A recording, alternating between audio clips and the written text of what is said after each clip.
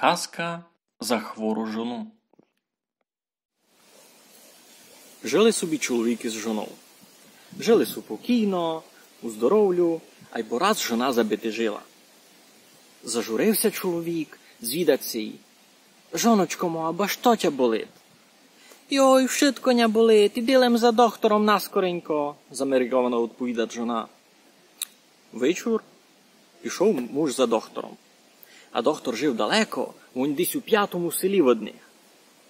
Ну, а жона дотить, ясно, пішлася на гулі, но. На другий вечір з жоною дали біда. Муса й дали було за доктором іти. Та так, доки газда не боракся мотав за доктором туди та й назад, а жона си посперед гудаками грала та й весело землю топтала. Чоловіка цяк ходив ще не раз, доки муся раз на пути не трафили туті гудаки. Ви куди йдете, чистовані гудаки? Ха, тать і твою жоні йдеме, но? Та як і жоні, кить моя жона хвора лежить? Ну, я ти кажу, обо вшитки такі були хворі геона. Дівайся й нам у міха, принесеме тя тобі думі, покладеме на лавицю, най жона се дума, то що дає який контрабас там. А ти пак увидиш, яка вона хвора, но? Договорився цяк із гудаками, газда і вчинив так, і вони напланували. Гудаки прийшли, і джуні, сілися у хижі за стіл, зачали із жоною гостити.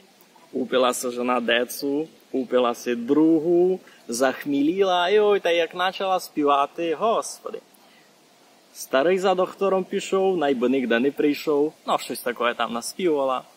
А чоловік слуха ту міхою та вшитко, айбо німо сидить, не пікне.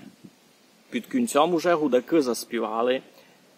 Дораз, кой ми розв'яжемо міх, но то буде сміх та й сміх.